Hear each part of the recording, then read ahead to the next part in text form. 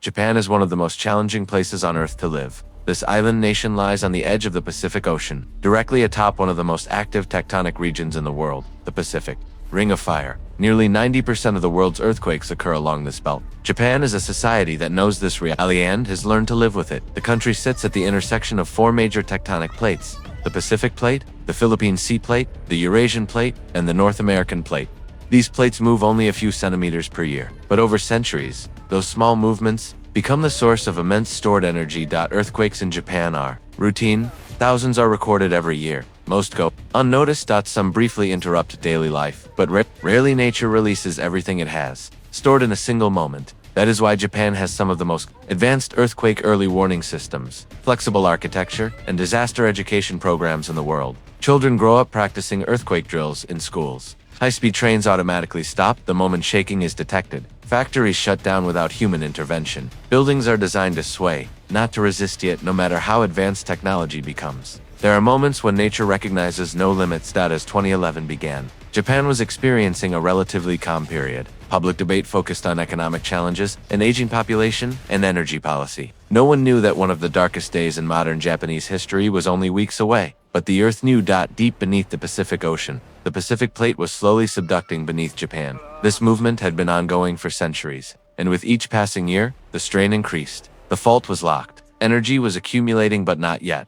released. This silence was not peace. That silence was the stillness before the storm. On Wednesday, March 9, 2011, at 11:45 a.m., an earthquake struck the seafloor off the Sanriku coast in northeastern Japan. Its magnitude was 7.2. For many countries, this would have been a devastating earthquake. For Japan, it was not unusual. Buildings shook, chandeliers trembled. People paused for a brief moment. Then life continued. That same day, 3 more earthquakes were recorded, each exceeding magnitude 6.0. The Japan Meteorological Agency documented the activity, but no extraordinary alert was issued. The region had experienced similar seismic patterns before, but for Earth scientists, this was not ordinary.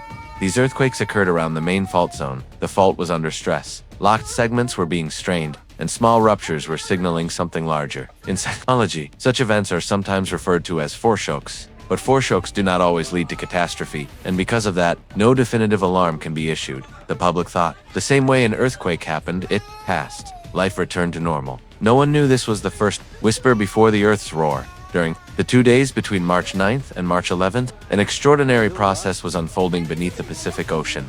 The fault could no longer hold. A segment stretching hundreds of kilometers was preparing to rupture. The energy being stored was about to be released in one of the largest seismic events in human history. And this time, it would not be an ordinary earthquake. This time, it would be a megathrust rupture.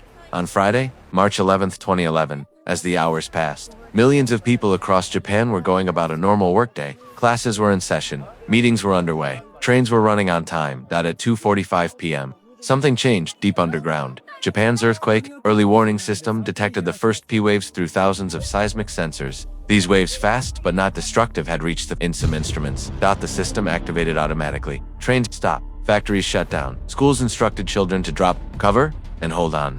But this warning could only by seconds, because the Earth had reached a point of no return. At 2:46 p.m. on March 11, 2011, the Earth's crust ruptured beneath the northwestern Pacific Ocean, approximately 70 kilometers east of Japan's Oshika Peninsula. This was no ordinary rupture. A megathrust earthquake had begun. As the Pacific Plate subducted beneath Japan, the locked fault segment could no longer hold. An enormous area roughly 500 kilometers long and 200 kilometers wide was released in a single moment. The earthquake measured magnitude 9.1. This number is not just a statistic. Magnitude 9.1 earthquake releases hundreds of thousands of times more energy than the atomic bomb dropped on Hiroshima. The seafloor was displaced by 8 meters in an instant. That sudden movement pushed trillions of tons of seawater upward, but at that moment, no one yet knew what was coming. In northeastern Japan, people struggled to stay on their feet. Buildings swayed violently. Streetlights moved like waves. Power lines snapped. The shaking lasted nearly 6 minutes. 6 minutes is extraordinarily long for an earthquake. For those experiencing it, it felt like an eternity. In Kurihara City, the shaking intensity reached level 7 on the Japan Meteorological Agency scale, the highest possible rating. Standing was impossible. Even concrete ground appeared to ripple. Severe shaking was felt in Fukushima, Ibaraki, and Tochigi. In Tokyo, 232 kilometers from the epicenter, skyscrapers swayed for minutes. Offices were evacuated. People rushed into stairwells. The shaking was not confined to Japan. Earthquakes were felt in eastern China, parts of Russia, and Taiwan. Seismic stations around the world registered the event simultaneously. This earthquake did not just shake Japan. It caused the Earth to wobble on its axis by approximately 7 inches. Planet's rotation had shifted but measurably. Japan's main island moved roughly 2.5 meters eastward. Some coastal areas subsided by as much as 1 meter. This was one of the largest geological events ever recorded in modern times, and still, the most devastating part had not yet begun. When the shaking stopped, a brief silence fell over Japan. People emerged from buildings that were still standing. Dust clouds rose, but the cities were still there. For many, the first thought was, "We survived." Modern Japanese buildings had largely done their job. High-rises had not collapsed thanks to flexible designs. Highways remained intact. Trains had stopped automatically, preventing major accidents. But older structures were not as fortunate. In rural areas and coastal towns, aging buildings were damaged, walls crumbled, roofs collapsed. Power outages spread at the Cosmo oil refinery in Chiba. Fires broke out after the quake. They burned for days. The sky was filled with black smoke. Yet despite all this destruction, many still believed the worst was over. This was a mistake, repeated throughout tsunami history, because the earthquake's epicenter was beneath the sea.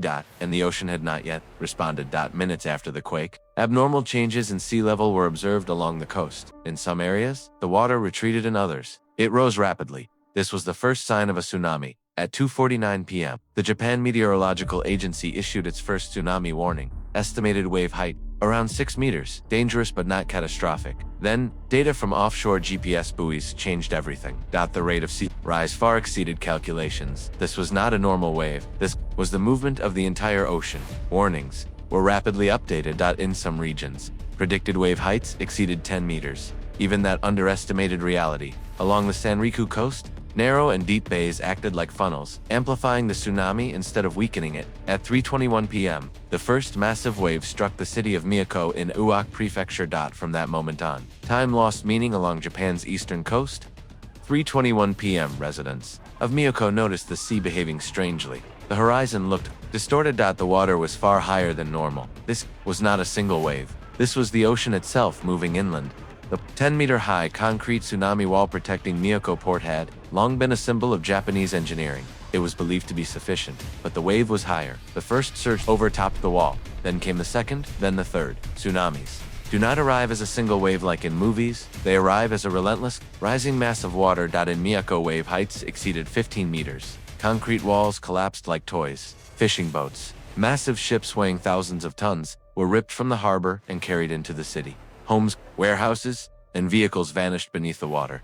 Within seconds, the coastline was unrecognizable. At the same time, disaster advanced relentlessly along the Sanriku coast.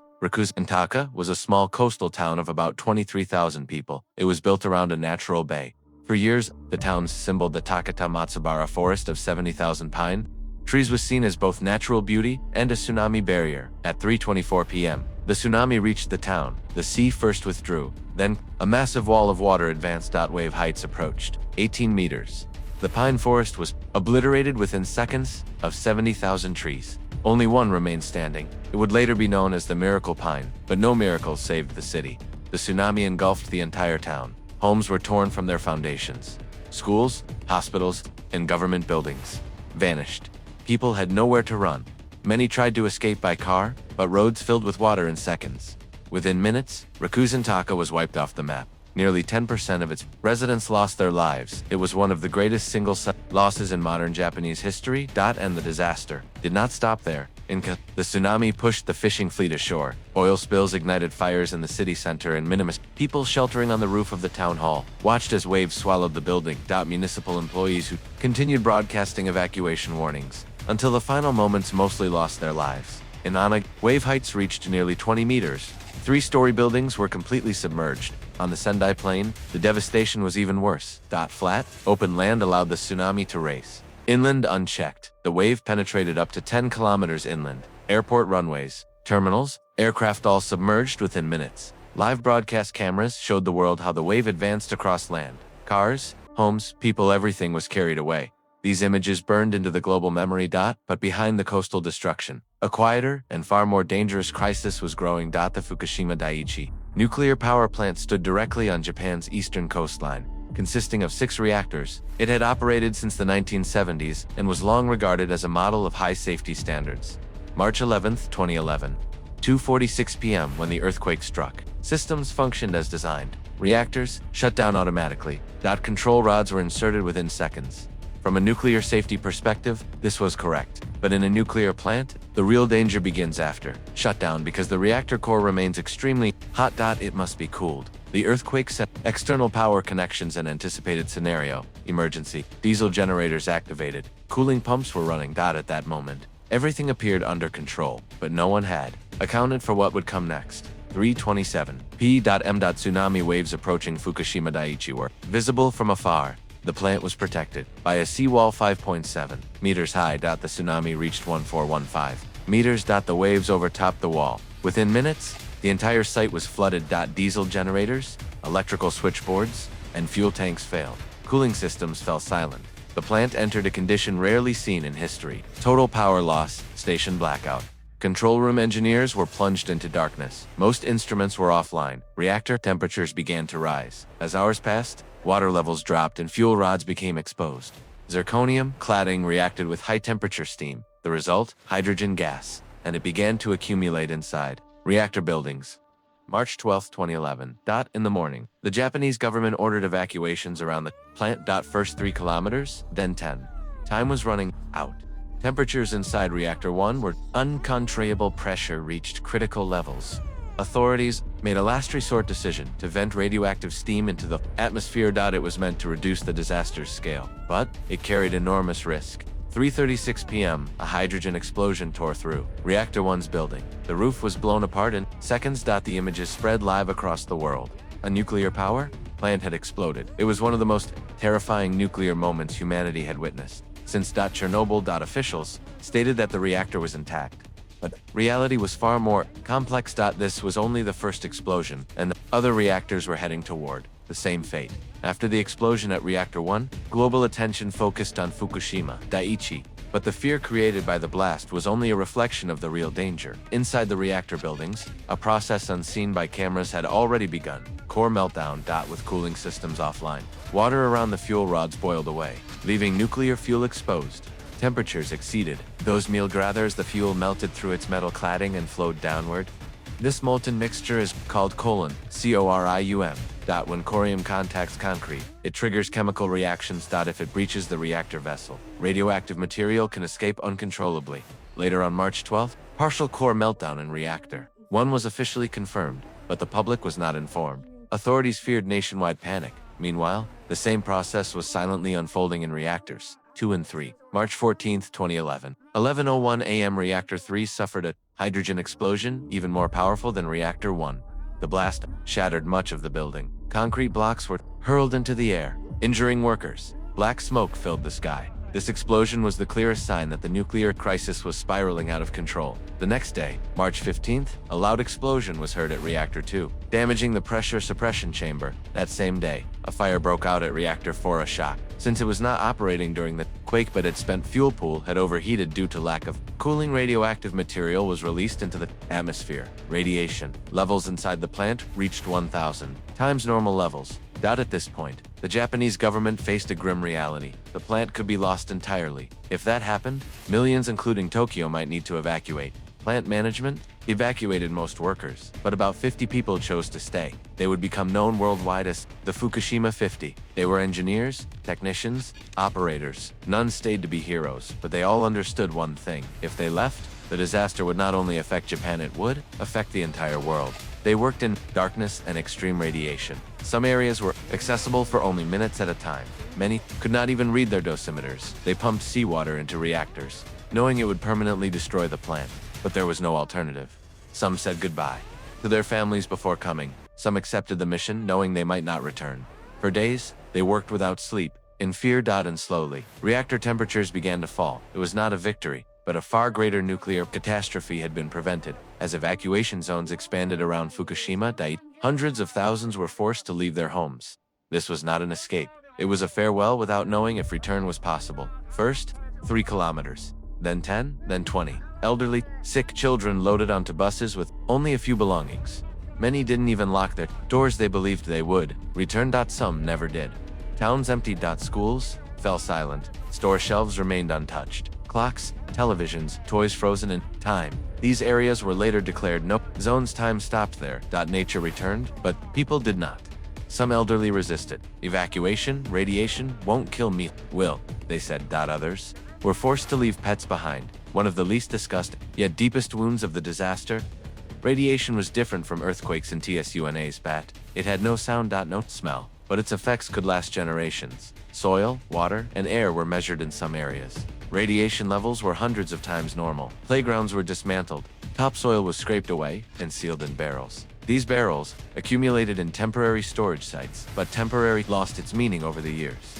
Parents feared letting children play outside. Pregnant women lived in anxiety. Scientists were divided. Some claimed the risk was limited. Others warned of long-term cancer risks. This uncertainty created constant fear, because radiation erodes not only the body but trust in the future. Towns around Fukushima slowly became ghost cities. Weeds broke through asphalt. Shop signs rusted. School desks still held backpacks. Clocks still showed March 11, 2011. Calendars remained turned to that day, when drone footage spread worldwide. Everyone felt the same thing. This was not science fiction. This was real abandonment. Years later, some areas still remain closed. Radiation does not follow human calendars. Buildings remained. Life withdrew. This silence was more unsettling than the roar of the tsunami. When images of Fukushima's explosions reached global media, it wasn't only Japan. The world's perception of nuclear energy was shaken. Germany decided to phase out nuclear power within weeks. Italy abandoned nuclear energy via referendum. Switzerland halted new reactor projects. France, the US, and China rewrote safety protocols. The International Atomic Energy Agency classified Fukushima as level 7, the same as Chernobyl. But Fukushima was different. It was not human error alone. It was nature's chain reaction. Earthquake, tsunami, power, loss, cooling, failure. Everything existed in theory, but no one imagined it happening all at once. $235 billion. The largest economic loss caused by a single natural disaster in history. But numbers tell only part of the story. The real loss was fishermen without work, farmers unable to cultivate land, families who never returned home. Farmland was contaminated. Seafood lost public trust for years. Fukushima became not a brand, but a warning. Young people left the region. The elderly stayed behind. Some towns never recovered. Demographically, this was not just an environmental disaster, it was a silent migration crisis. Chaos was expected after the disaster. Instead, the world saw orderly evacuations, silent lines, no looting. Even with nothing left, people preserved respect. Volunteers came from across the country. Students, elderly workers, from the rubble. Not only belongings, but fragments of memory were recovered. Japan rediscovered the word gamen, endure, bear it, but do not give up. Years passed. Radiation levels dropped in some areas. Evacuation orders were lifted, gradually, but many never returned because a home is not just a building. It is memory, neighbors, life. Some towns were rebuilt, but their old spirit never returned. Children grew up elsewhere. Schools reopened in new cities. March 11th became not a date in Japan, but a moment of pause. The 2011 Tohoku earthquake and tsunami was not only Japan's test, it was humanity's. Nature reminded us with overwhelming force, no matter how advanced we become, control is not ours. Technology failed, systems went silent, but human will endured. Nearly 20,000 lives were lost. Thousands remain missing. Hundreds of thousands were displaced. Yet this story is not only about destruction, it is a story of resilience. March 11th, 2011 is not a day to forget. It is a lesson to remember, because remembering us our only chance to avoid paying the same price again. Some disasters end, but others live on in humanity's memory. If you found this documentary valuable, don't forget to like the video, subscribe to the channel, and turn on notifications for more content like this. See you in the next documentary.